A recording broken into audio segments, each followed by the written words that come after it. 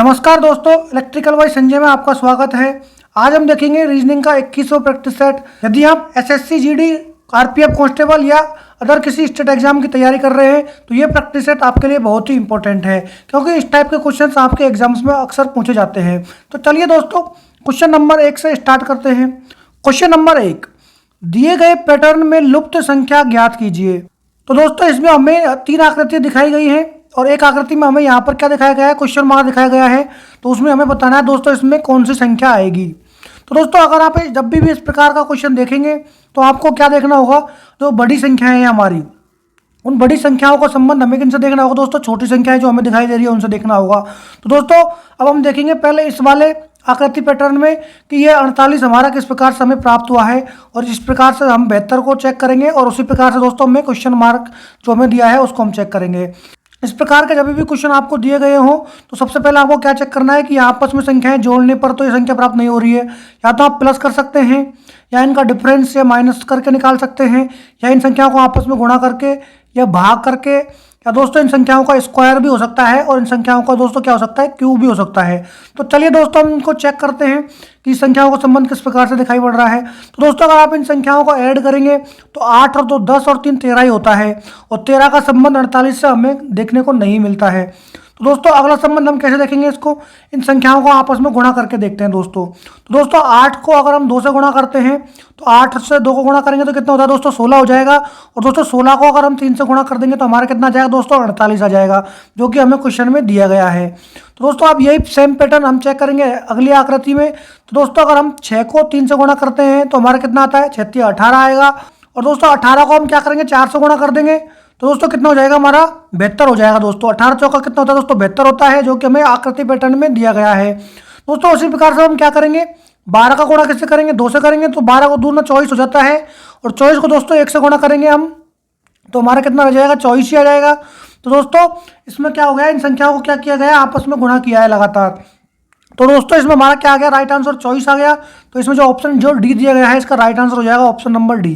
Question number 2, दी गई श्रृंखला में प्रश्न चिन्ह के स्थान पर कौन सी संख्या आएगी। तो दोस्तों इसमें हमें एक श्रृंखला दी गई है जिसमें कुछ लगातार हमें संख्याएं देखने को मिल रही है और उसमें क्वेश्चन मार्क दिया गया है लास्ट में। तो दोस्तों हमें बताना है उसकी जगह पर कौन सी संख्या आएगी।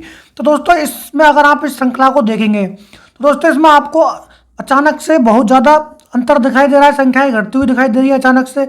इसका मतलब क्या होगा दोस्तों, इसमें मैक्सिमम चांस रहता है जब भी संख्या अगर बड़ी संख्या है और अचानक से बहुत छोटी संख्या दी गई है तो मैक्सिमम चांस होता है दोस्तों कि उसमें उसको डिवाइड किया गया है। तो चलिए दोस्तों इसको चेक करते हैं। तो दोस्तों अगर आप देखेंगे, अगर 600 में क्या करेंगे दोस्तों, आप डिवाइड कर देंगे किससे दोस्तों, 5 से। तो दोस्तों कितना जाएगा, हमारा 120 आ जाएगा। उसी प्रकार से दोस्तों अगर आप 120 को किससे डिवाइड कर देंगे दोस्तों, 4 से डिवाइड कर देंगे तो दोस्तों आपको क्या मिलेगा देखने को, यहाँ पर 30 मिल जाएगा। उसी प्रकार से दोस्तों अगर आप 30 को 3 से डिवाइड कर देंगे तो दोस्तों हमें क्या मिल जाएगा, 10 मिल जाएगा। और दोस्तों अब हमें एक पैटर्न मिल गया है, यहाँ पर पहले 5 से डिवाइड किया, फिर 4 से डिवाइड किया, फिर 3 से डिवाइड किया, मतलब एक एक इसने माइनस किया है।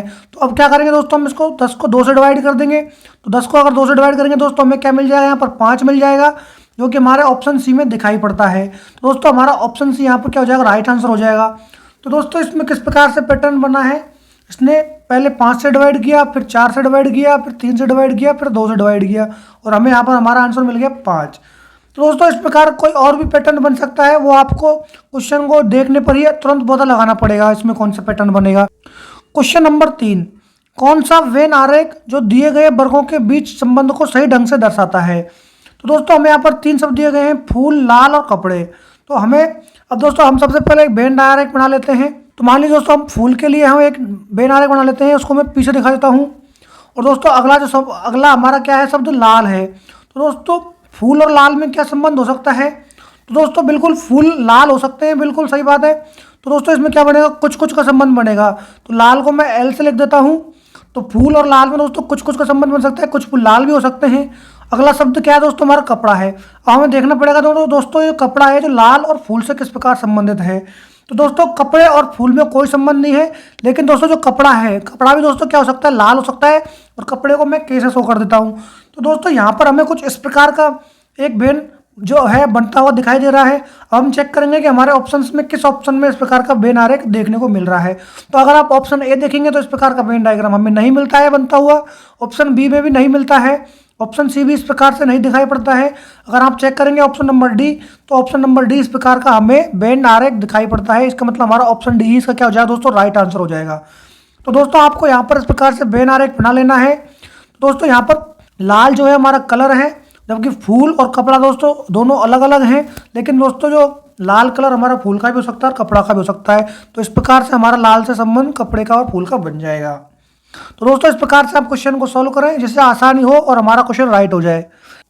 क्वेश्चन नंबर 4, नीचे दिए गए विकल्पों में से संबंधित संख्या को चुनिए। तो दोस्तों यहाँ पर हमें एक एनालॉजी का क्वेश्चन दिखाया गया है। तो दोस्तों इसमें जो 18 का संबंध 324 से है और 324 का संबंध दोस्तों यहाँ पर ये जो 5832 से है, वही संबंध दोस्तों हमें 36 का 1296 से बताना है और 1296 से हमें जो क्वेश्चन मार्क दिया गया है उससे उसका संबंध बताना है दोस्तों। तो दोस्तों जनरली आपने देखा होगा कि हमें दो शब्दों का ही संबंध देखना पड़ता था, लेकिन दोस्तों यहाँ पर रेशो का जो है चिन्ह हमें दिया गया है, अनुपात का हमें 3 संख्याओं के मध्य में दिया गया है। तो इन तीनों संख्याओं को दोस्तों हमें देखना पड़ेगा और तीनों संख्याओं से किस प्रकार संबंध बन रहा है उसी प्रकार दोस्तों हमें क्वेश्चन मार्क देखना पड़ेगा कि हमारा आंसर कैसे आएगा। तो दोस्तों चलिए इस क्वेश्चन को सॉल्व करते हैं। 18 का स्क्वायर अगर आप देखेंगे दोस्तों, तो दोस्तों 18 का स्क्वायर हमारा होता है 324। यहाँ पर हम बोल सकते हैं दोस्तों 18 को 18 से गुणा कर दे 324 मिल जाएगा दोस्तों। और दोस्तों अगर हम 324 को दोबारा से 18 से गुणा कर देते हैं तो दोस्तों हमें कितना मिल जाता है, 5832 मिल जाता है, जो कि हमें क्वेश्चन में दिया गया है। इसका मतलब दोस्तों क्या हुआ है, 18 को 18 से गुणा किया, उसके बाद 324 को दोस्तों क्या किया, 18 से गुणा किया है। तो दोस्तों आपको अगर चेक करना हो तो आप इकाई के अंक से चेक कर सकते हैं। तो यहाँ पर दोस्तों 8 को 4 से आप गुणा करेंगे तो 8 चौको 32 होता है और 2 आएगा। तो दोस्तों आप यहाँ पर 2 दिया गया है इकाई अंक से, तो इकाई अंक में ही आपको ये चेक कर लेना है दोस्तों कि इसको 18 से गुणा किया गया है नहीं किया गया है, जिससे आपकी समय की बचत होगी। उसी प्रकार से दोस्तों अगर आप देखेंगे यहाँ पर 36 का जो संबंध हमारा 1296 से दिया गया है, तो दोस्तों 36 को क्या किया गया है, यहाँ पर 36 से गुणा किया गया है। तो दोस्तों अगर आप 36 को 36 से गुणा करके देखेंगे तो आपका यहाँ पर क्या आएगा, 1296 आ जाएगा। और उसी संख्या को अगर दोस्तों आप क्या करेंगे, यहाँ पर वापस से 36 से गुणा कर देंगे तो आपको यहाँ पर क्या मिलेगा दोस्तों, आपको यहाँ पर मिल जाएगा 46656 गुणा करने पर। दोस्तों आप इकाई का अंक हमेशा गुणा करके देखेंगे बड़ी संख्याओं में, तो 606 से करेंगे तो हमारा कितना आएगा 36 और इकाई का अंक 6 आ रहा है। यहाँ पर भी हमारा इकाई का अंक 6 आ रहा है। तो दोस्तों ये जो आंसर है हमारा ऑप्शन ए में दिखाई दे रहा है, मतलब हमारा ऑप्शन ए इसमें राइट आंसर हो जाएगा। दोस्तों ये क्वेश्चन बहुत ही इंपॉर्टेंट टाइप का क्वेश्चन है। ये लास्ट ईयर एनटीपीसी में हमारा क्वेश्चन पूछा गया था। तो दोस्तों इसमें क्या किया गया है, इस संख्या को 18 से गुणा किया तो हमारा 324 आया, फिर 324 को भी दोस्तों 18 से गुणा किया तो हमारा 5832 आ गया। उसी प्रकार दोस्तों इसने क्या किया, 36 को 36 से गुणा किया और उसी 36 से दोस्तों 1296 गुणा किया तो हमारा दोस्तों यहाँ पर आंसर आ गया 46656। दोस्तों आपको पूरा क्वेश्चन कभी भी सॉल्व नहीं करना है, आप इकाई का अंक या दहाई का अंक 2 अंक देख के भी क्वेश्चन सॉल्व कर सकते हैं, जिससे आपके समय की बचत हो जाए। तो चलिए दोस्तों आशा करता हूँ ये क्वेश्चन आपके समझ में आ गया होगा, बहुत ही इंपॉर्टेंट क्वेश्चन था। क्वेश्चन नंबर 5, निम्नलिखित विकल्पों में से असंगत का चयन करें। तो दोस्तों यहाँ पर 4 हमें ऑप्शन दिए गए हैं, उनमें से कौन सा असंगत है, भिन्न है, अलग है, वो हमें बताना है दोस्तों। तो दोस्तों ऑप्शन ए हमारा है देहरादून, ऑप्शन बी में दिया गया है कोहिमा, ऑप्शन सी में दिया गया है जयपुर और ऑप्शन डी में दिया गया है तिनसुकिया।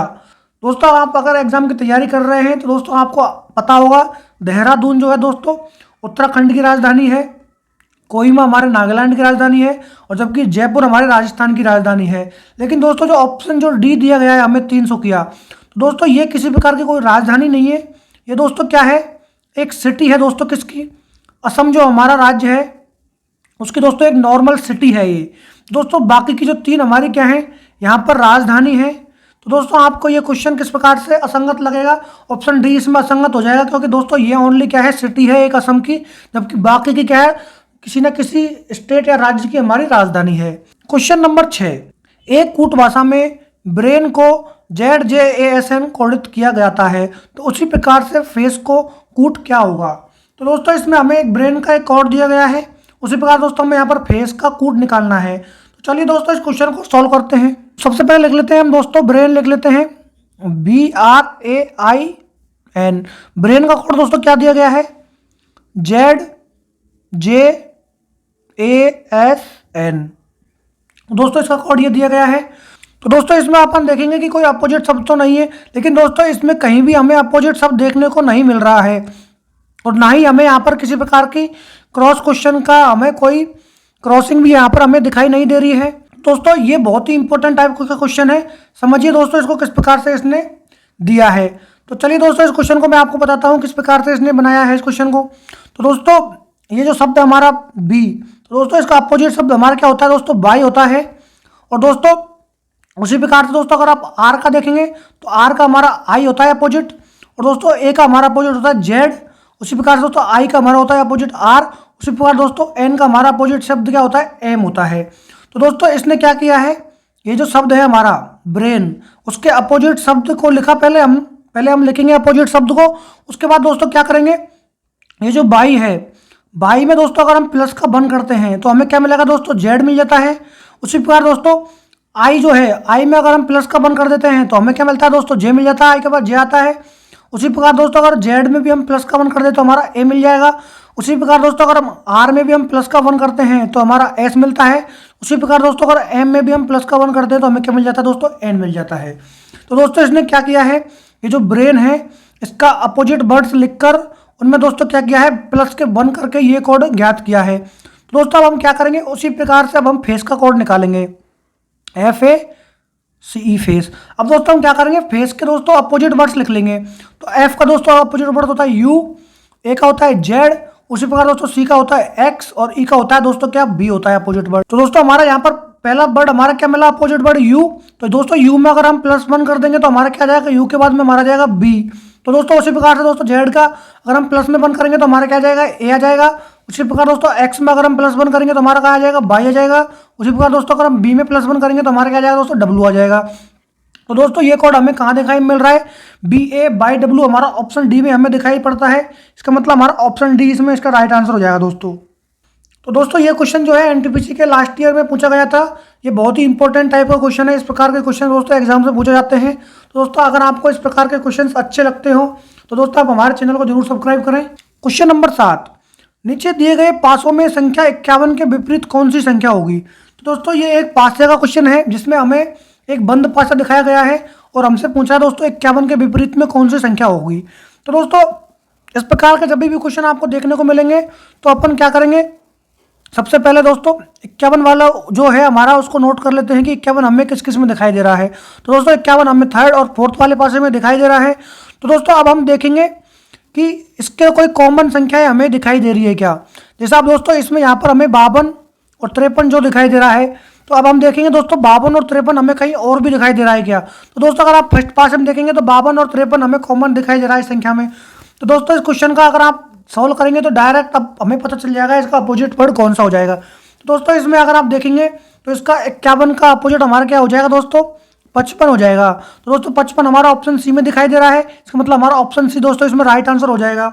और दोस्तों अगर आप इसको क्वेश्चन को अगर मैं आपको क्रॉस वेरीफाई करवा देता हूँ एक बार और दूसरे तरह से, अगर देखिए दोस्तों यहाँ पर 51 दिखाई दे रहा है तो हमने देखा कि 52 और 53 और यहाँ पर भी हमें 52 और 53 दे रहा था दिखाई, तो हमने दोस्तों इसका 55 डायरेक्ट अपोजिट कर दिया जो कि हमारा ऑप्शन सी में दिखाई दे रहा है।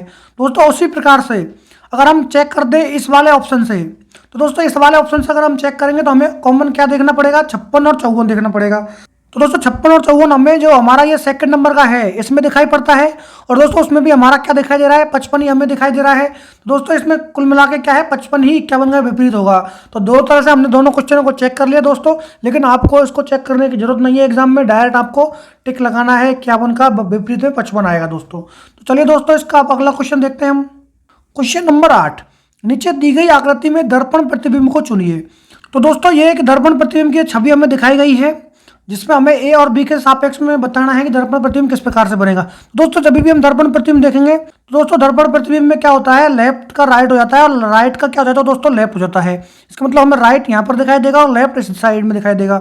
तो दोस्तों यहाँ पर जो ये त्रिभुज है, तो दोस्तों ये त्रिभुज तो हमें कुछ इस प्रकार से ही दिखाई देगा लेफ्ट से राइट में। लेकिन दोस्तों ये जो है हमारा, दोस्तों यहाँ पर जो हमें ये अर्धवृत्त बन रहा है, तो दोस्तों यहाँ पर जो ये अर्धवृत्त बन रहे हैं दो छोटे छोटे, वो यहाँ पर शिफ्ट हो जाएंगे। तो दोस्तों ये देखना पड़ेगा आपको, ये जो शिफ्ट होने किधर के साइड में, राइट साइड में। और दोस्तों आप ऑप्शन ए को अगर देखते हैं तो दोस्तों ऑप्शन ए में जो ये त्रिभुज के जो बीच में बनाया गया है जो एक छोटा सा ट्राइंगल, आधा कटा हुआ। तो दोस्तों ये थोड़ा बड़ा है यहाँ पर ऑप्शन में हमारे यहाँ पर, लेकिन यहाँ पर भी दोस्तों छोटा दिखाई पड़ रहा है, इसका मतलब ऑप्शन ए हमारा गलत हो जाएगा। उसी प्रकार दोस्तों यहाँ पर आप देखेंगे तो दोस्तों इसको बी बना दिया है, जबकि यहाँ पर उल्टा बनाया हुआ है, इसका मतलब हमारा ऑप्शन बी भी गलत हो जाएगा। दोस्तों अगर आप ऑप्शन सी अगर देखते हैं तो दोस्तों हमारे सेम टू सेम दर्पण की छवि इसमें दिखाई पड़ती है, तो इसका मतलब हमारा दोस्तों ऑप्शन सी ही इसका क्या हो जाएगा दोस्तों, राइट आंसर हो जाएगा। दोस्तों ऑप्शन डी गलत क्यों है? अगर आप दोस्तों जो अर्धवृत्त बना हुआ है इसकी डायरेक्शन दोस्तों कुछ इस प्रकार से बनाई गई है दोस्तों, लेकिन क्वेश्चन में हमारी आकृति इस प्रकार से है, इसका मतलब हमारा ऑप्शन डी भी इसका गलत हो जाएगा दोस्तों। तो दोस्तों इसका हमारा ऑप्शन सी ही राइट आंसर होगा। क्वेश्चन नंबर 9, निम्नलिखित अक्षर श्रृंखला श्रेणी को पूर्ण कीजिए। तो दोस्तों इस प्रकार की अक्षर श्रृंखला श्रेणी मैंने पहले भी प्रैक्टिस सेटों में करवाई है। जिन बच्चों ने क्लास नहीं ली है दोस्तों वो पहले पिछले प्रैक्टिस सेट भी आप सॉल्व कीजिए, तो दोस्तों आपको इस प्रकार के क्वेश्चन में कभी भी दिक्कत नहीं आएगी। तो दोस्तों इसमें अगर आप देखेंगे तो दोस्तों इसमें आपको देखिए कोई पैटर्न अगर बनता हुआ दिखाई पड़ रहा है, तो दोस्तों आप देखेंगे यहाँ पर देखिए दोस्तों 4 बार सी हमें दिखाई दे रहा है। दोस्तों इस क्वेश्चन में ही आंसर छुपा रहता है। तो दोस्तों आपको क्या करना है, यहाँ पर हमें कितना सी दिखाई दे रहे हैं, 2 सी दिखाई दे रहे हैं। तो दोस्तों हम इसको अगर पैटर्न को पूर्ण करते हैं तो 2 बार हमें यहाँ सी लिखना पड़ेगा दोस्तों। तो दोस्तों यहाँ पर भी 4 बार सी हो गया और हमारा यहाँ पर भी 4 बार सी हो गया। तो दोस्तों अब हम क्या करेंगे, और बी के बाद में दोस्तों हमारा बी यहाँ पर 4 बार ये हमारा क्या बन जाएगा दोस्तों, बी बन जाएगा। तो दोस्तों इसमें किस प्रकार की पैटर्न आपको बनता हुआ दिखाई दे रहा है, देखिए 2 बार बी बनता दिखाई दे रहा है, उसके बाद 4 बार सी, फिर 4 बार बी, 4 बार सी, और दोस्तों लास्ट में हमारा आ जाएगा यहाँ पर बी। तो दोस्तों यहाँ पर आप देखेंगे तो 2 बार बी बना, फिर 4 बार सी, 4 बार बी, फिर 4 बार सी, फिर दोबारा डबल बार बी इसने रिपीट किया है। तो दोस्तों हमने यहाँ पर कोड क्या डाला, सी डाला पहले, फिर सी डाला, फिर बी डाला, फिर इसमें दोबारा बी डाला। तो दोस्तों हमारा यहाँ पर ये जो ऑप्शन है, ऑप्शन नंबर सी में देखिए दोस्तों सी सी बी बी कोड दिखाई पड़ता है, इसका मतलब हमारा ऑप्शन सी इसका दोस्तों क्या हो जाएगा, राइट आंसर हो जाएगा। तो दोस्तों इस प्रकार का जब भी आपको अक्षर श्रृंखला श्रेणी दी गई हो उसको पूर्ण करना हो तो दोस्तों क्वेश्चन में देखिए क्या पैटर्न फॉलो हो रहा है, वही पैटर्न दोस्तों आपको उसमें अप्लाई करना है। क्वेश्चन नंबर 10, निम्नलिखित में से किस विकल्प में दिए गए चिन्हों का उपयोग उसी क्रम में करने पर दिया गया समीकरण संतुलित हो जाएगा। तो दोस्तों यहाँ पर हमें एक समीकरण दिया गया है और दोस्तों ऑप्शन में हमें कुछ सिंबल्स दिए गए हैं। तो दोस्तों ये सिंबल्स अप्लाई करके हमें बताना है कि बराबर में 190 कब आएगा। तो दोस्तों सबसे पहले हम ए ऑप्शन में देख लेते हैं गुणा और माइनस को लेके। दोस्तों यहाँ पर अगर हम गुणा और यहाँ अगर हम माइनस कर देते हैं तो दोस्तों मान लीजिए पहले हम क्या करेंगे, गुणा कर देंगे। तो 65 का 5 से गुणा करेंगे तो कितना हो जाएगा दोस्तों, 5 का 5 से 25, 2 और 5 6 का 30 और 2 कितना हो जाएंगे दोस्तों, 32 हो जाएंगे। 325 और माइनस 225 करेंगे तो हमारा कितना आ जाएगा दोस्तों, यहाँ पर 300 आ जाएगा। लेकिन हमारा समीकरण यहाँ पर सिद्ध नहीं हो रहा है। तो दोस्तों अब हम देखेंगे इसका अगला ऑप्शन नंबर बी। अगर दोस्तों इसको प्लस करते हैं और इसको गुणा करते हैं तो दोस्तों इसको पहले गुणा करेंगे हम तो 25 5 125 होता है। और दोस्तों इसमें अगर हम प्लस कर देते हैं कितना, 65 अगर हम प्लस कर देते हैं तो दोस्तों हमें कितना हो जाएगा, यहाँ पर बराबर में 190 हो जाएगा। तो इसका मतलब ये है दोस्तों हमारा ऑप्शन बी जो है क्या है, इसका राइट आंसर हो जाएगा दोस्तों। क्योंकि दोस्तों यहाँ पर हम प्लस और गुणा कर रहे हैं तो हमें बराबर में कितना मिल रहा है, 190 मिल रहा है। इसका मतलब हमारा ऑप्शन बी ही दोस्तों इसका क्या हो जाएगा, राइट आंसर हो जाएगा। क्वेश्चन नंबर 11, दोस्तों ये एक ब्लड रिलेशन का क्वेश्चन है। दोस्तों इस क्वेश्चन को आप समझिए, मैं इसका आरेख बनाऊंगा दोस्तों, उसको आप फॉलो कीजिए। दोस्तों मैं यहाँ पर हमेशा आपको बताता हूँ प्लस में हमेशा मेल के लिए यूज लेता हूँ और माइनस का सिंबल हम हमेशा फीमेल के लिए यूज लेंगे। तो चलिए दोस्तों इस क्वेश्चन को सॉल्व करते हैं। दोस्तों क्वेश्चन बोल रहा है राहुल राज का भाई है। तो मान लीजिए दोस्तों यहाँ पर ये कोई राहुल है और दोस्तों ये किसका भाई है, दोस्तों राज का भाई है। तो राहुल किसका भाई होगा, राज का भाई होगा। तो दोनों आपस में भाई हो जाएंगे तो मैं इसको प्लस डिनोट कर दूंगा। और आगे क्या बोल रहा है दोस्तों, राधा रमन की बहन है। तो मान लीजिए दोस्तों जो हमारी कोई राधा है वो किसकी बहन है दोस्तों, रमन की बहन है। तो मान लीजिए राधा बहन हो जाएगी, रमन उसका भाई हो जाएगा। तो दोस्तों आगे क्या बोल रहा है, राज जो है राधा का पुत्र है। तो मान लीजिए दोस्तों राज जो है किसका हो जाएगा, राधा का पुत्र हो जाएगा। तो मान लीजिए हमने पुत्र पहले से यहाँ पर डिनोट किया हुआ है। और आगे क्या बोल रहा है, तब राहुल का राधा से क्या संबंध है। तो दोस्तों अब हमें बताना है कि राहुल का राधा से क्या संबंध है। तो ये दोस्तों ये आपस में दोनों भाई हैं और अभी हमें बताया था कि जो राज जो है राधा का क्या है, पुत्र है। इसका मतलब दोस्तों राहुल भी राधा का क्या हो जाएगा दोस्तों, पुत्र हो जाएगा। पुत्र का मतलब बेटा हो जाएगा दोस्तों, जो कि हमारा ऑप्शन सी में दिखाई दे रहा है। कि मतलब हमारा ऑप्शन सी यहाँ पर क्या हो जाएगा दोस्तों, राइट आंसर हो जाएगा। तो राहुल दोस्तों राधा क्या हो जाएगा, बेटा हो जाएगा। क्वेश्चन नंबर 12, दोस्तों यहाँ पर एक कथन निष्कर्ष क्वेश्चन दिया गया है। दोस्तों जो भी कथन यहाँ पर दिया जाता है उसको हमेशा सत्य मानेंगे हम। चलिए इस क्वेश्चन को सॉल्व करते हैं। कुछ किताबें कार हैं, पहला कथन हमारा दिया गया है। तो दोस्तों किताबों को मैं कैसे डिनोट कर देता हूँ, तो कुछ किताबें दोस्तों क्या है, कार को मैं सी से डिनोट कर रहा हूँ। अगला कथन है हमारा कुछ कारें बॉक्स हैं। दोस्तों कुछ कारें हमने मान लीजिए बॉक्स बना दी, मैंने बॉक्स को बी से डिनोट कर दिया। तो दोस्तों अब हमारा यहाँ पर वेन आरेख बन गया है। अब हम निष्कर्ष देख लेते हैं दोस्तों इनके आधार पर। तो दोस्तों पहला निष्कर्ष हमें क्या दिया है इसने, कुछ किताबें बॉक्स हैं। तो दोस्तों किताब और बॉक्स, तो दोस्तों दोनों का संबंध हमें यहाँ पर दिखाया नहीं गया है, इसका मतलब हमारा पहला निष्कर्ष इसका गलत हो जाएगा। उसी प्रकार दोस्तों इसने क्या बोला है, आगे का सेकंड निष्कर्ष क्या बोला है इसने, सभी बॉक्स कार हैं। तो दोस्तों कुछ कार तो बॉक्स है लेकिन सभी बॉक्स क्या है दोस्तों, कार नहीं है। इसका मतलब हमारा निष्कर्ष दो भी इसमें गलत हो जाएगा। तो दोस्तों हमारे दोनों निष्कर्ष गलत हैं, उसके हिसाब से हम देखेंगे दोस्तों कौन सा ऑप्शन हमारा सही होगा इसमें। तो दोस्तों ऑप्शन सी में न तो निष्कर्ष 1 और न ही निष्कर्ष 2 उपयुक्त है, यही ऑप्शन हमारा इसका आंसर होगा, ऑप्शन नंबर सी। दोस्तों इस प्रकार के आपको हमेशा क्वेश्चन जब सॉल्व करेंगे तो इस प्रकार से इसका आरेख बनाकर ही आपको सॉल्व करना है, जिससे आपको आसानी रहे। क्वेश्चन नंबर 13, यदि बेड का कोड हमें दिया गया दोस्तों 4251 लिखा जाता है तो DIG बराबर क्या होगा। तो दोस्तों चलिए इस क्वेश्चन को सॉल्व करते हैं। तो दोस्तों हमें यहाँ पर एक दिया गया है वर्ड BED बेड।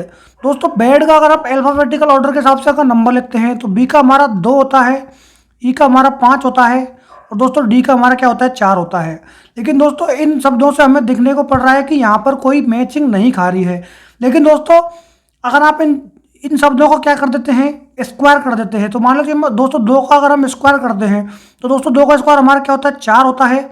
और दोस्तों अगर हम 5 का स्क्वायर कर दें तो 5 का स्क्वायर हमारा 25 होता है।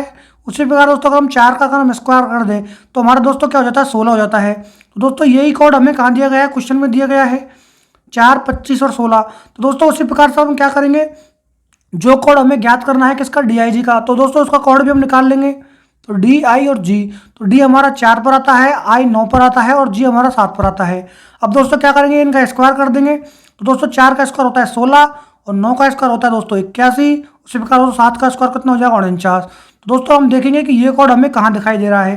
दोस्तों 16, 81 और 49 हमें ऑप्शन बी में दिखाई पड़ता है। इसका मतलब हमारा ऑप्शन बी ही इसमें दोस्तों क्या हो जाएगा, राइट आंसर हो जाएगा दोस्तों। तो दोस्तों इस प्रकार के क्वेश्चंस भी आपके एग्जाम से पूछे जाते हैं। तो दोस्तों ये पैटर्न आपको, अगर आप जितने प्रैक्टिस सेट सॉल्व करेंगे उतने ही प्रैक्टिस सेट दोस्तों आपको मदद करेंगे क्वेश्चन को जल्दी से क्लिक करने में। तो दोस्तों आप देखते ही इस क्वेश्चन को क्लिक कर देंगे अगर आपने बहुत ज़्यादा प्रैक्टिस कर रखी है तो। क्वेश्चन नंबर 14, एक कक्षा में पल्लवी का रैंक ऊपर से 25वां और नीचे से 18वां है, तो कक्षा में विद्यार्थियों की संख्या ज्ञात कीजिए। तो मान लीजिए दोस्तों पल्लवी की रैंक जो है ऊपर से कितनी है, 25 भी है और दोस्तों नीचे से उसकी रैंक कितनी है, 18 भी है। तो दोस्तों जब भी आपको इस प्रकार का क्वेश्चन दिखाई दे तो आपको क्या करना है, उन दोनों संख्याओं को ऐड कर देना है। तो दोस्तों आप इन दोनों संख्याओं को ऐड कर देंगे तो आपका कितना आ जाएगा, 43 आ जाएगा। दोस्तों उसमें से आपको -1 कर देना है और जो पोजीशन आएगी दोस्तों उसमें कुल विद्यार्थी आ जाएंगे दोस्तों। तो इसमें दोस्तों टोटल 42 विद्यार्थी हो जाएंगे, ऑप्शन सी में दिया गया है। तो ऑप्शन सी हमारा राइट आंसर हो जाएगा।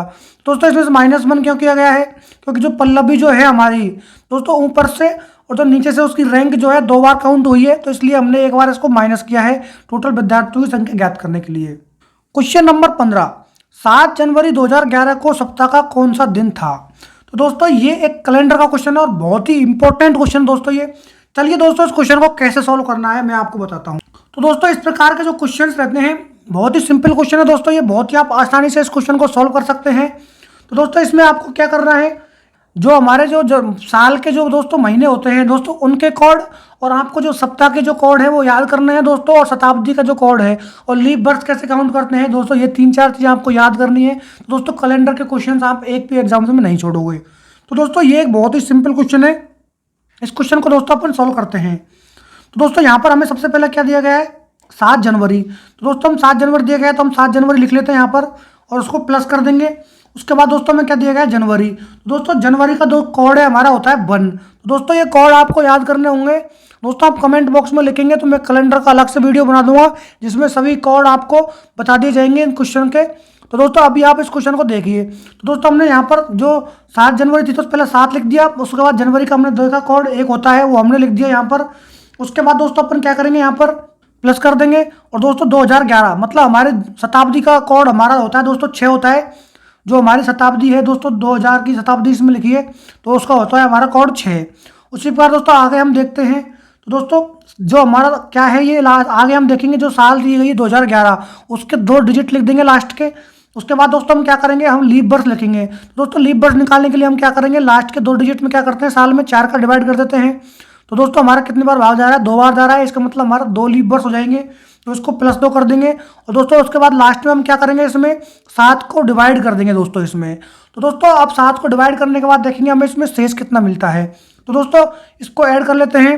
तो 7 और 1 8, 8 और 6 14, और 14 और 11 25, और 2 कितने हो जाएंगे दोस्तों, 27 हो जाएंगे। तो दोस्तों 27/7 हो जाएगा। और दोस्तों अगर हम इसको 7 से इसको डिवाइड करेंगे तो 7 या 21, 3 बार दोस्तों कटता है, और हमारा 6 इसमें क्या बचता है दोस्तों, शेष बच जाता है। तो दोस्तों जो हमारे सप्ताह के जो कोड होते हैं हमारे चालू होते हैं 1 2 3 4 5 6 और 7 और या 0। 7 या 0 होगा तो दोस्तों हमारा क्या होगा, आपको हमेशा याद रखना है दोस्तों, 7 या 0 अगर हमारा शेष आता है तो हमेशा शनिवार होगा। और हम स्टार्टिंग कहाँ से करेंगे दोस्तों, इसको रविवार से स्टार्ट करते हैं हमेशा। दोस्तों हमारा शेष कितना आया दोस्तों, यहाँ पर 6 आया है। तो देखो दोस्तों अब हम देखेंगे, 1 पे रविवार होता है, तो 2 पे सोमवार, फिर मंगल बुध गुरु और शुक्र। तो हमारा 6 पे दोस्तों क्या हो जाएगा, शुक्रवार हो जाएगा। इसका मतलब दोस्तों हमारा ऑप्शन सी में ही शुक्रवार दिखाया गया है। ऑप्शन सी दोस्तों हमारे यहाँ पर राइट आंसर हो जाएगा दोस्तों। चलिए दोस्तों ये क्वेश्चन अगर आपके समझ में नहीं आया तो मैं आपको दोबारा से बता देता हूँ। तो दोस्तों हमने सबसे पहले क्या लिखा, जो 7 जनवरी थी तो 7 लिख दिया उसका, जनवरी का 7। और दोस्तों हमने जो महीने का कोड लिखा उसके बाद में, तो दोस्तों मैंने आपको पहले ही बता दिया है हमारे कोड होते हैं यहाँ पर महीने के। तो कुछ कोड इस प्रकार से होते हैं, 144 025 036 और 146। तो दोस्तों जनवरी से लेकर दिसंबर तक के सारे कोड हैं। तो जनवरी का कोड मैंने यहाँ पर लिख दिया 1। अब दोस्तों ये जो कोड लिखा मैंने शताब्दी का कोड लिखा है, तो हमारे 2011 से चल रही है दोस्तों। तो दोस्तों जो 2000 वाली शताब्दी है उसका कोड होता है हमारा 6। और दोस्तों जो 1900 की शताब्दी होती है हमारी, 1900 वाले शब्द आते हैं हमारे, तो उसकी शताब्दी उसका कोड होता है हमारा 0। और दोस्तों अगर हमारे 2100 की शताब्दी होती तो दोस्तों उसका कोड होता है हमारा 4। तो दोस्तों ये 3 तो आपको याद ही कर लेने हैं। तो 2000 वाली शताब्दी का हमारा 6 कोड हो जाएगा, 1900 वाली का दोस्तों कितने हो जाएगा 0, और 2100 की शताब्दी होगी तो हमारा उसका कोड होगा 4। तो दोस्तों हमने 2000 वाली शताब्दी का कोड लिख दिया यहाँ पर 6। दोस्तों उसके बाद हमने क्या लिखा, जो हमारी 2011 दी गई थी, दोस्तों 2011 के हमने 2 डिजिट लिख दिए। उसके बाद हमने क्या किया दोस्तों, लीप वर्ष, जो हमारे लीप वर्ष हैं उनको कैसे ज्ञात करते हैं हम, जो हमारे साल है उसको 4 से डिवाइड कर देंगे तो हमारे लीप वर्ष मिल जाएंगे। दोस्तों वो लीप वर्ष हमने लिख दिए, और उसको हमने क्या किया दोस्तों, उनके टोटल को हमने किससे 7 से डिवाइड कर दिया। तो दोस्तों हमने टोटल किया तो हमारा 27 आया, और 27 को दोस्तों 7 से डिवाइड किया, और 7 से डिवाइड करने के बाद हमने देखा कि उसमें हमें 6 शेष मिल रहा है। उसके बाद दोस्तों हमें जो सप्ताह के कोड है हमारे, तो 1 2 3 4 5 6 ये हमारे कोड हो जाएंगे रविवार से और शुक्रवार तक के। और अगर दोस्तों 0 या 7 आ जाएगा शेष तो हम उसमें शनिवार लिखेंगे। ये दोस्तों आपको जरूर याद रखना है, सैटरडे का होता है 0 या 7 शेष बचेगा, तो बाकी के हम रविवार से और शुक्रवार तक का काउंट करेंगे शेष को। तो दोस्तों हमारे यहाँ पर 7 से 27 को डिवाइड किया तो 6 शेष बचा, और उसमें हमने शुक्रवार पाया आंसर। तो दोस्तों ये बहुत ही सिंपल क्वेश्चन था। अगर आप इसको सॉल्व करेंगे 3-4 बार तो आपको दोस्तों डायरेक्ट याद हो जाएगा ये, आपको इसमें ज़्यादा दिमाग लगाने की जरूरत नहीं पड़ेगी। यहाँ पर दोस्तों सीधा सीधा लिखा है, महीने का कोड लिखा है, दिन का दिन लिख दिया, शताब्दी का कोड लिखा है और लीप वर्ष लिखे हैं, और कुछ नहीं है। उसको 7 से डिवाइड करके उसका शेष लिख लिया। क्वेश्चन नंबर 16, नीचे दिए गए शब्दों को अंग्रेजी शब्दकोश के क्रम के अनुसार व्यवस्थित करने के बाद कौन सा शब्द तीसरे स्थान पर आएगा। तो दोस्तों हमें बताना है कौन सा शब्द तीसरे स्थान पर आएगा। तो दोस्तों पहले हम इसको अंग्रेजी शब्दकोश के अनुसार जमा लेते हैं। तो दोस्तों इसमें अगर आप देखेंगे तो आपको दोस्तों यहाँ पर अगर आप देखेंगे तो इसमें एक शब्द आपको दिखाई दे रहा है SMA SMA SMA SMA SMA, सभी 5 में दोस्तों SMA आपको शब्द दिखाई पड़ रहा है। तो दोस्तों अगर आप आगे अगर क्वेश्चन देखेंगे तो दोस्तों शब्दकोश के अनुसार हमारा पहला जो शब्द आएगा, तो दोस्तों इनमें अगर आप देखेंगे इसमें पहला शब्द हमारा L है, यहाँ पर R है, यहाँ पर C है, और यहाँ पर S है, और इसमें T है। तो दोस्तों सबसे पहले हमारा C आ जाएगा। तो दोस्तों C अगर हमारा पहले आएगा तो सबसे पहले हमारा कौन सा आ जाएगा, सबसे पहले 3 नंबर वाला आ जाएगा। तो दोस्तों ये सॉल्व हो गया हमारा। उसके बाद दोस्तों हमारा क्या आएगा इसमें, उसके बाद दोस्तों हमारा आता है L। तो दोस्तों L का आएगा तो हम उसको दूसरे नंबर पर लिख देंगे, तो ये भी हमारा हो जाएगा। तो दोस्तों उसके बाद हमारा क्या आएगा, R आएगा, तो R हमारा 2 नंबर पे आ जाएगा। उसी प्रकार से दोस्तों अगर आप देखेंगे उसके बाद हमारा आता है S, तो S के बाद हमारा 4 आ जाएगा। उसके बाद आएगा हमारा T, उसके बाद हमारा 5वें नंबर पर ही रहेगा। तो दोस्तों क्वेश्चन में क्या पूछा है, क्वेश्चन में हमसे पूछा है दोस्तों तीसरे नंबर पे क्या आएगा। तो दोस्तों पहले नंबर पर 3 आएगा, फिर ये आएगा, फिर ये दूसरे नंबर वाला हमारा आएगा। तीसरे स्थान पर हमारा क्या आएगा दोस्तों, तो 2 नंबर वाला है। तो 2 नंबर वाला जो ऑप्शन है हमारा तीसरे स्थान पर आएगा, तो इसका मतलब हमारा ऑप्शन जो 2 ही इसका करेक्ट आंसर हो जाएगा दोस्तों। क्वेश्चन नंबर 17, एक कागज को नीचे दर्शाए गए अनुसार मोड़ा और काटा जाता है, तो खोले जाने पर यह कैसे दिखाई देगा। तो दोस्तों एक सर्किल जैसा कागज इसने लिया है, उसको आधे पार्ट से इधर से और आधे पार्ट से इससे इसने क्या किया दोस्तों, मोड़ दिया है। और उसके बाद में दोस्तों क्या किया इसने, दोबारा से इसको यहाँ से मोड़ दिया, और दोस्तों उसमें क्या किया इसने, एक त्रिभुज बना दिया है। तो दोस्तों ये बोल रहा है कि इसको खोलने पर किस प्रकार की आकृति दिखाई देगी। तो दोस्तों यहाँ से इसने इसको मुड़ाया और दोबारा काटा, तो दोस्तों क्या होगा, ये त्रिभुज जो है यहाँ पर जाके उल्टा बनेगा। और दोस्तों इसने एक बार कैसे मुड़ाया था, इधर से मुड़ाया, तो दोस्तों एक त्रिभुज यहाँ पर बन जाएगा और एक त्रिभुज इसी प्रकार से यहाँ पर बनेगा। और दोस्तों इधर से भी इसने मोड़ा था सेम पैटर्न में, तो इसी प्रकार दोस्तों यहाँ पर भी एक त्रिभुज बनेगा। तो दोस्तों आप देखेंगे इस प्रकार की आकृति हमें कहाँ दिखाई पड़ती है। तो दोस्तों अगर ऑप्शन ए में अगर आप देखेंगे तो सभी त्रिभुज किस प्रकार से दिखाई दे रहे हैं, एक ही समान आकृति में दिखाई दे रहे हैं, जबकि हमारे ऊपर की आकृति इस प्रकार से उल्टी बन रही है, तो मतलब हमारा ऑप्शन ए गलत हो जाएगा। दोस्तों ऑप्शन बी में अगर आप देखेंगे तो इनकी आकृति सिमेट्रिक हमें दिखाई नहीं दे रही है, तो ऑप्शन बी भी गलत हो जाएगा। ऑप्शन सी दोस्तों इसमें हमें बिल्कुल सेम आकृति बनती हुई दिखाई दे रही है, मतलब ऑप्शन सी इसका हमारा क्या होगा, राइट आंसर होगा। ऑप्शन डी भी नहीं होगा, क्योंकि दोस्तों इसमें 4 ही हमें त्रिभुज दिखाई दे रहे हैं जो कि भी हमारे आकृति से मैच नहीं खाते हैं। क्वेश्चन नंबर 18, दिए गए पैटर्न को कौन सा विकल्प पूर्ण करेगा। दोस्तों इसमें एक हमें कुछ पैटर्न दिए गए हैं, 4 ऑप्शन, और एक हमें आकृति का पैटर्न दिया गया है। इसमें क्वेश्चन मार्क जगह पर कौन सा पैटर्न आएगा वो हमें बताना है दोस्तों। तो चलिए दोस्तों क्वेश्चन को सॉल्व करते हैं। तो दोस्तों जब आप इस क्वेश्चन को सॉल्व करेंगे तो इसमें किस प्रकार की पैटर्न आकृति बनेगी देखिए दोस्तों। तो दोस्तों यहाँ पर ये जो आकृति है, यहाँ से बिल्कुल इसको इस प्रकार से डिवाइड करेंगे, और दोस्तों यहाँ पर भी ये जो त्रिभुज है इसका इस प्रकार से इसका त्रिभुज बनेगा, और यहाँ से इसको फिल करेंगे दोस्तों, तो इस प्रकार से ये आकृति पूर्ण होगी दोस्तों इसमें। तो दोस्तों हम देखेंगे कि इस प्रकार की आकृति हमें किस वाले ऑप्शन में दिखाई दे रही है। तो दोस्तों अगर आप ऑप्शन डी अगर आप देखते हैं, दोस्तों ऑप्शन डी में आपको इस प्रकार की आकृति दिखाई पड़ती है। अगर आप ऑप्शन ए को अगर आप दोस्तों देखते हैं, दोस्तों ऑप्शन ए में इस प्रकार की आकृतियाँ आपको दिखाई नहीं देगी। तो दोस्तों ऑप्शन ए में क्यों नहीं दिखाई दे रही है, आप अगर देखेंगे तो दोस्तों ये जो लाइन है कॉर्नर से मैच नहीं खा रही है, थोड़ी सी दोस्तों कहाँ पर है, साइड में है, तो इसके लिए ऑप्शन ए गलत हो जाएगा। और ऑप्शन बी भी दोस्तों यहाँ पर गलत हो जाएगा, क्योंकि हमारी आकृति तो इस प्रकार से थी, लेकिन यहाँ पर दोस्तों क्या किया इसने, इस प्रकार से बनाया है। दोस्तों उसी प्रकार से अगर आप देखेंगे तो जो दोस्तों ये वाला जो कॉर्नर है हमारा यहाँ पर आना चाहिए था, इस प्रकार से ऑप्शन सी भी गलत हो जाएगा। दोस्तों अगर आप देखते हैं ऑप्शन डी, तो दोस्तों ऑप्शन डी एकदम हमारी मैच करती है, इसका मतलब हमारा ऑप्शन डी ही इसका राइट आंसर हो जाएगा दोस्तों। क्वेश्चन नंबर 19, दी गई श्रृंखला में अगली आकृति पैटर्न कौन सा होगा। तो दोस्तों ये क्वेश्चन जो है हमारी आकृति की श्रृंखला का क्वेश्चन है। तो दोस्तों इस क्वेश्चन को सॉल्व करते हैं चलिए। तो दोस्तों इस क्वेश्चन में अगर आप देखेंगे तो ये जो एरो है दोस्तों, इस एरो को दोस्तों इसने अगले पैटर्न में यहाँ पर लेके आया, इसके बाद में ये पैटर्न यहाँ पर आ रहा है, तो नेक्स्ट दोस्तों ये पैटर्न कहाँ पर आ जाएगा, यहाँ पर आ जाएगा। तो दोस्तों एक तो ये पैटर्न हो गया। अगर दोस्तों आप इसके अनुसार अगर चेक करेंगे तो ऑप्शन सी और ऑप्शन डी दोस्तों इसमें गलत हो जाएगा। तो दोस्तों हमारे ऑप्शन ए और ऑप्शन बी बचते हैं।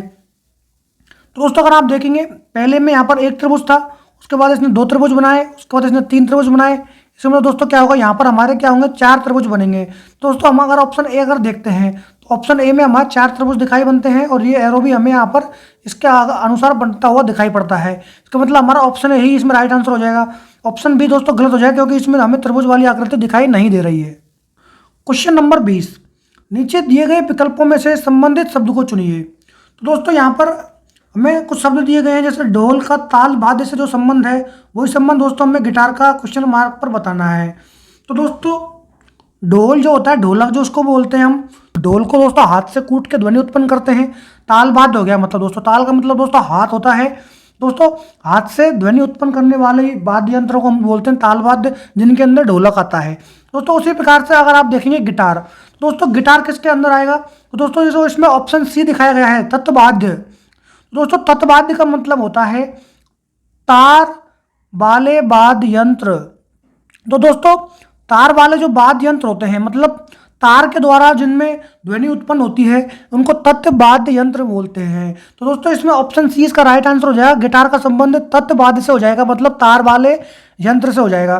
दोस्तों बाकी के जो अगर आप देख रहे हैं यहाँ पर बांसुरी, सुसिरबात और सितार, तो दोस्तों ये जो है हाथ से नहीं बजाए जाते हैं, और गिटार का संबंध दोस्तों तत्वाद्य से होगा क्योंकि ये तार वाला है, क्योंकि दोस्तों बांसुरी और गिटार में कोई संबंध नहीं है, और सुसिल और वाद्य वाला भी गिटार से कोई संबंध नहीं होगा, और सितार का भी गिटार से कोई संबंध नहीं होगा, क्योंकि दोस्तों वो खुद ही जो यंत्र हैं, और जबकि गिटार जो है दोस्तों तत्वाद्य यंत्र के अंदर आता है। दोस्तों आपके समझ में आ गया होगा, जैसे ढोलक ताल वाद्य के में अंतर्गत आता है, उसी प्रकार दोस्तों गिटार क्या है, तत्वाद्य के अंदर आता है। बाकी के शब्द जो हैं दोस्तों खुद ही यंत्र हैं। क्वेश्चन नंबर 21, असंगत का चयन करें। तो दोस्तों यहाँ पर 4 ऑप्शन दिए गए हैं, मुंबई, चेन्नई, झारखंड और दिसपुर।